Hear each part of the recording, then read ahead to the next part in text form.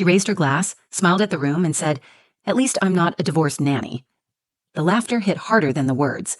Everyone, my parents, her friends, even some of mine, laughed like it was just a joke. Like I hadn't just been gutted in front of 50 people. I was frozen, not because I couldn't speak, but because if I did, I knew I'd cry, and I refused to let her have that. I looked over at my son. He was sitting beside my mother, confused, too young to understand, but old enough to feel something was wrong. Then Eli stood up, my sister's fiancé, the man she was going to marry in 2 weeks. He didn't look angry. He looked like he had finally made a decision. He walked over to me, took my hand in his, and said something that shut the whole room up. "She's the reason I'm alive today." Gasps. Silence. Then he walked out, but not before dropping her engagement ring on the table. And my sister? She started crying. I never wanted to go to the engagement party, that's the truth. I tried to convince myself it was just anxiety, just nerves. But deep down, I knew what it really was. I didn't want to be put on display. I didn't want to walk into that beautifully lit magazine-perfect backyard and feel like the cautionary tale everyone whispers about. But I went. I put on the blue dress that still fit me after the divorce. I pulled my hair back the way Benji likes. In a low twist, he says, makes me look like a princess. I painted on the kind of smile you learn to wear after spending too many nights crying alone in your car. The party was held at my parents' house in San Diego. They'd gone all out. String lights in the trees, a bar with handcrafted cocktails, a live jazz duo playing soft background music. Everything looked perfect. Everything always does when it comes to Callie. Callie is my younger sister by 6 years. She's tall, thin, impossibly polished. The kind of woman who speaks in bullet points and wins arguments with a smile. She's also the kind of person who knows how to cut you with a compliment. And I've been bleeding from those cuts for years. My parents had always made room for her brilliance. She was valedictorian, a college graduate at 21, and vice president of marketing by 28. She wore confidence like perfume. Everyone noticed when she walked in a room. I, on the other hand, had a baby at 27, quit my job to raise him, and then watched my marriage fall apart while I worked days as a nanny and nights cleaning Airbnb rentals just to cover groceries. People called me resilient. They meant I looked tired. Still, I came to her party. I came because Benji wanted to go. He loves his Aunt Callie. She buys him noisy toys and lets him eat candy for dinner when he visits. He doesn't know about the things she's said. He doesn't see the looks. To him, she's just fun. I came because my mother asked me to. She said, please, just be there. It would mean a lot. I knew what she meant. She didn't want any tension. She wanted both of her daughters in one photograph. And if I'm being honest, I came because of Eli. Eli was Callie's fiancé. He was warm in a way that didn't announce itself. Quiet. Observant. The first time I met him, he asked me how I was. And when I said, fine, he waited, like he knew I wasn't. No one ever does that. There had been a moment, a year ago, before he and Callie got serious. We were at a family barbecue, standing alone in the kitchen while everyone else was outside. He asked me how I was doing after the divorce. I said, I don't know how to start over. He looked me in the eyes and said, you already did. That was it. One sentence. But I thought about it for days. Then he started dating Callie, and I buried that feeling. Deep. At the party, I stood near the back. I kept my hands on Benji's shoulders as he watched the musicians. I watched people flit around with their drinks, trading success stories and vacation plans. I stayed quiet. I smiled. I let myself fade into the edges. When Callie walked out with Eli to make their toast, she was radiant. She wore a white cocktail dress that probably cost more than my month's rent. She took the mic with ease, laughing, thanking everyone, saying she couldn't believe how lucky she was to be marrying such a perfect man. And then she looked at me. It was only for a second, but I felt it. That flicker of mischief. I knew something was coming. I just didn't know it would be that cruel. Some of us took different paths, she said. I climbed the ladder, and Nora, well, she became a divorced nanny. But hey, at least I'm not both. The crowd laughed, loudly, naturally, the way people do when they think a joke is harmless. But it wasn't harmless. It was a knife, and she twisted it with a smile. My mother looked horrified. My father raised his eyebrows but said nothing. Eli didn't laugh. He looked at me, and I looked away. Because I felt it again. That sting. That old, familiar shame. And I knew, no matter how hard I tried to ignore it, that this night had already taken a turn. The laughter didn't last long, but it lasted long enough. Long enough for my son to look up at me with wide, uncertain eyes. Long enough for my mother to shift in her seat and pretend to sip her wine. Long enough for Callie to bask in the moment she had created, my humiliation delivered with charm, masked as wit. I stood still, trying to keep the heat in my face from rising to my eyes. I focused on Benji. His innocence was my anchor. He reached up and held my hand, maybe sensing the silence around us had changed. Why did they laugh, Mama? He asked. I squeezed his hand and smiled down at him, because sometimes grown-ups forget to be kind. Callie continued her toast, completely unbothered. She thanked our parents, she made a joke about Eli leaving his socks around the house, and she ended with a glowing tribute to their future together. Everyone clapped. People raised glasses. Someone shouted, "To the bride!" I didn't move. I couldn't. My father avoided my gaze. That told me everything. He loved Callie's ambition. He loved that she made him look good. When I dropped out of grad school to raise Benji full-time, he stopped asking me about my plans. Eli stood beside her, stiff, eyes not on the crowd but on me. I noticed the way his jaw clenched when Callie said my name, the way his hand left hers after she made the joke. He didn't laugh. He didn't smile. He just stood there like he was watching a train crash in slow motion. I didn't expect him to defend me. This was her party, her stage, her moment. But a part of me wanted someone to say something, to acknowledge that I had just been made a punchline. My brother, Micah, walked up to me a few minutes later. He's younger than me, but he's always been protective. He leaned in and whispered, "You okay?" I nodded. He glanced toward the head table and said, "She's always been like this. You know that." I nodded again because I did know. This wasn't new. Callie had spent her life making me the comparison she used to feel better about herself. She didn't hate me. She didn't love me either. I was just a mirror she used to keep her reflection clean. Micah sighed. "If it makes you feel better, she's losing points with Eli, fast." I looked at him. "What do you mean?" "He hasn't taken his eyes off you since the toast." I didn't know how to respond to that. I didn't want to. I didn't want to believe that any part of Eli's gaze could be about anything more than sympathy. I didn't want to hope for something I couldn't afford to want, but I felt it too, that quiet tension humming in the space between us. I watched Eli from the corner of my eye. He whispered something to Callie. She smiled, nodded, and turned back to her friends. Eli didn't sit back down. Instead, he stepped away from the head table and started moving toward me. My stomach dropped. He walked past guests, through clusters of laughter and clinking glasses, and stopped in front of me like he had rehearsed it. "You okay?" he asked, voice low, eyes searching mine. I wanted to lie. I wanted to say yes, but I didn't. "No," I said. His face softened. "I'm sorry she did that." "She's your fiancée," I said. He didn't answer right away. Then he said, "That doesn't mean I agree with her." We stood there for a beat, the noise of the party muffled by whatever passed between us. It wasn't romantic. It wasn't nostalgic. It was something more dangerous, truthful. "You shouldn't have come," he said. "I didn't want to," I admitted, but I thought maybe this time would be different. He nodded like he understood something deeper than I was willing to say. Callie called out to him from across the patio, her voice sugary and light. "Eli, baby, come take photos." He looked over, then back at me. "I'll be right there." I watched him walk away, but something in me had shifted. Something about the way he looked at me, the way he didn't laugh, the way he stood between me and her words. It stirred a part of me I thought I had buried. I didn't know what was coming next, but I could feel it building. The air had changed. The night wasn't over, not even close. The rest of the party blurred around me. People moved on from the toast like it had never happened. They filled their glasses, posed for pictures, and laughed at stories I wasn't part of. But something had cracked under the surface, and I could feel it widening. I didn't eat. I didn't drink. I sat on the edge of the garden wall while Benji ran in circles around a fountain. He had found another kid to play with, which was a gift.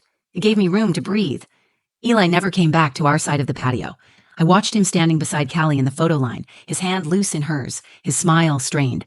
She kept fixing her hair, tilting her head toward him, adjusting his jacket like a stylist instead of a fiancé. He looked like a man being posed for a life he wasn't sure he wanted anymore. Every time our eyes met, I looked away. Not out of guilt, but confusion. What was I supposed to do with whatever was happening between us? What did it mean that he had come to me after the toast, that he had stood in front of me like a shield? I had spent years silencing my instincts to keep the peace. I stayed quiet in my marriage when I should have spoken up. I kept things inside because I thought that made me strong, but I was tired of strength being measured by how much I could endure without breaking. So I stood up. I walked to the edge of the patio and took one slow breath, then another. I didn't plan to say anything. I didn't plan anything at all, but I found myself walking toward Eli. He saw me first.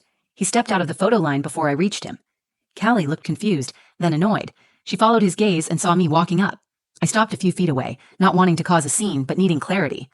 "I don't want this to be a thing," I said. "Whatever you're feeling, whatever that was earlier, I don't want it to become some kind of fallout you'll regret tomorrow." He looked at me like he was studying the truth behind my eyes. "I won't regret it." I swallowed hard. "She's your future. You're building a life together." "No," he said. "She's building an image. I've just been standing in the frame." That hit harder than I expected. "She loves you in her way," I said. "She loves the version of me that looks good beside her," he replied. "But you saw the version of me no one else did, and you didn't look away." His voice wasn't angry. It wasn't rushed. It was quiet and steady, the way a person sounds when they've made peace with a decision long before they say it out loud. "I don't want to blow up your life," I said. He shook his head. "You saved it." I blinked, unsure how to answer that. He stepped closer. 2 years ago, in that park, when I was at my lowest, you didn't treat me like I was broken. You sat with me. You listened. No one else knew what I was going through, and you didn't need to know everything to care. You just stayed. "That wasn't a big deal," I said. "It was the biggest deal. I was ready to give up. You gave me a reason not to." I didn't realize I was crying until I felt the tears on my lips. I wiped them quickly, but he didn't flinch. He didn't turn away. He just stood there, holding the silence like it was something sacred. Callie's voice cut through it. "Eli," she said from behind him, "what's going on?" He turned, but he didn't answer her. Instead, he reached into his pocket, pulled out the ring box, and opened it. The world slowed. He looked at the ring, then at Callie. "I can't marry someone who thinks cruelty is clever." He turned back to me. "I'm sorry it took me this long." Then he closed the box, walked over to the table, and placed it down. Callie stood frozen. Her eyes welled up, but no words came out. I had never seen her speechless before. It was like the oxygen had been sucked out of her lungs. I didn't say anything. I didn't gloat. I didn't move. Eli gave me one last look, one that said everything and promised nothing, and walked out the front gate. After Eli walked out, the silence clung to everything. It was loud in its own way. No one knew what to say. The clinking glasses had stopped. The conversations fizzled. Even the jazz band hesitated between songs, unsure whether to keep playing. Callie stood at the center of it all, still in her white cocktail dress, frozen like a performer whose stage lights had been cut. Her hand hung in the air where Eli's had just been. Her mouth opened, but nothing came out. The woman who always had a clever reply, always knew what to say, suddenly looked like a stranger in her own show. My parents looked stunned. My father's jaw was tight, his arms crossed over his chest like he could physically block out the embarrassment. My mother blinked rapidly, clutching her wine glass, clearly desperate to rewind the entire evening. They didn't move toward me. They didn't move toward her. They just stood there, waiting for someone else to make sense of what had just happened. But there was no making sense of it, not in the way they wanted. I knelt beside Benji, who had wandered back to me when the energy shifted. He looked up at me and whispered, "Is he coming back?" I shook my head. "Not tonight, baby." Callie finally broke. Her shoulders dropped, and she let out a single, sharp sob, then another. She backed away from the table, clutching her chest like the moment had physically hit her. One of her friends rushed over and put an arm around her, whispering something no one else could hear. A few others followed, surrounding her like a barrier, as if her pain needed protection. She didn't look at me. Not once.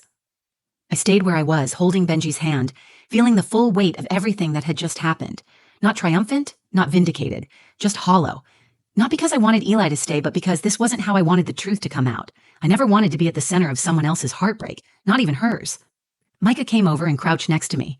He didn't speak right away. Then he said, "That was insane." I gave a small laugh through my exhaustion. "Yeah, it really was." "You okay?" I nodded. "I think so." "She had it coming, you know." "Maybe, but it still hurts." Micah exhaled. "I don't think he did it to hurt her. I think he did it to finally tell the truth." I looked at my brother, grateful for the clarity. For the first time that night, someone understood it wasn't about drama. It was about being seen. Guests started leaving. A few said awkward goodbyes to my parents. Some gave me sympathetic glances without stopping to speak. Others pretended they had early mornings. The patio emptied like someone had pulled the drain in a bathtub. Callie disappeared into the house with her circle of friends. My parents stayed behind to thank people for coming, their smiles tight, their words robotic. I didn't stay to help. I didn't stay to explain. I picked up Benji and kissed the top of his head. "Let's go home, buddy." He yawned and rested his head on my shoulder. "Can we get pancakes tomorrow?" "You bet." As I walked through the gate, my mother called after me. "Nora," she said. "Wait." I turned. She walked over, heels clicking across the stone path. She looked tired, older than she had 2 hours ago. "I didn't know she was going to say that," she said. "I did," I answered. Her face fell. She searched for something to say, then gave up. She reached out and touched Benji's back instead. "Drive safe," she said. I nodded. "Good night, Mom." When I got home, I put Benji to bed and sat on the edge of the couch, still in my dress, still trying to process what had just happened. I wasn't angry. I wasn't even sad. I felt clean, like something heavy had finally been washed off my skin. There was an envelope on my doormat the next morning. No name on it. Inside was a note written in careful, slanted handwriting. "You saved me. You always did. I'm sorry it took me this long to say it. Eli." I read it twice, then folded it and tucked it into a drawer.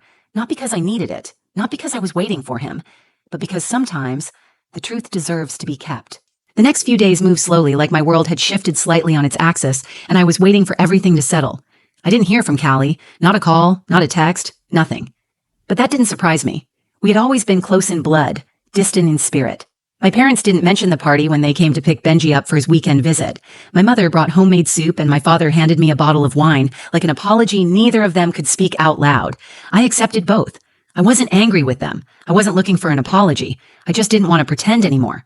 Eli didn't come back. He didn't knock on my door or try to explain himself. After the note, there was silence, and I was thankful for it. Because he had already given me what I didn't realize I needed. He had told the truth. He had looked at me in front of a room full of people and said I mattered. Not because I was strong or resilient or good at enduring pain, but because I had once sat with him in the dark without asking for anything in return. That small moment, the one I had buried so deeply, turned out to be the one that changed everything. I wasn't in love with Eli. Not really. I had cared for him, maybe more than I let myself admit. But what I felt now wasn't longing. It was relief. Because for the first time in years, I didn't feel like I was apologizing for my own life. For being divorced, for being a mother, for being a nanny. I used to flinch when people asked what I did for a living. I would lower my voice and say, I'm just a nanny, like it was something to be ashamed of. But not anymore. Because what I do matters. I'm trusted with children. I hold space for families. I show up. I protect. I love. That is not small. That is not weak. And if someone wants to make a joke at my expense, they're not laughing because I've failed. They're laughing because they can't see the strength it takes to rebuild a life alone. Callie still hasn't spoken to me. She's grieving in her own way, and maybe she doesn't know how to be vulnerable without dressing it up in sarcasm. I don't hate her. I don't even wish her pain. I just wish she understood that loving someone doesn't mean making them feel small to lift yourself up. Micah called me the following week. You good? He asked. I'm getting there, I said. Allie's been locked in her apartment. Mom keeps dropping off food. She'll be okay. She will, he said. Then, you were the only one who didn't flinch when she said that joke? I flinched, I said. I just didn't let her see it. He paused. You looked like a damn superhero. I laughed at that. Not because I felt heroic, but because it was the first time I had heard someone describe me that way. And in that moment, it felt true. Benji and I went out for pancakes the following Sunday. It's our new tradition. He likes extra whipped cream. I like watching him enjoy something without thinking about bills or work or what anyone thinks of me. While we were eating, he looked up and said, Mama, are you happy? I didn't rush to answer. I took a breath and said, I think I'm learning how to be. That was the truth. Not every story ends in romance. Not every betrayal gets justice. But some stories end with clarity, with stillness, with the simple, quiet realization that you are finally standing in your own life and you're no longer afraid of it. People saw me fall apart, but they also saw me stand back up. And that's the part they'll remember. Because sometimes the most powerful thing you can do is not fight back. It's not prove them wrong. It's to keep going, to keep showing up, to keep being exactly who you are. No apologies, no shame. That's the real victory. If this story resonated with you, if you've ever been underestimated, laughed at, or pushed aside, I hope it reminded you that your worth isn't measured by someone else's opinion. You are not your job title. You are not your mistakes. You are not what someone says about you when they're holding a microphone. You are the quiet strength that keeps showing up, even when no one claps for you. If you felt something while watching this, please take a second to like the video. It really helps more people find stories like this one. Share it with someone who needs a reminder that they matter. Maybe it's your sister, your friend, or maybe it's you. I'd love to hear your story in the comments. I read everyone, and your voice matters here. And if you want more real, raw, honest stories about resilience, truth, and the moments that shape us, hit subscribe and turn on notifications. There's more to come. Thanks for watching. And remember, sometimes the strongest thing you can do is stand still and let the truth speak for itself.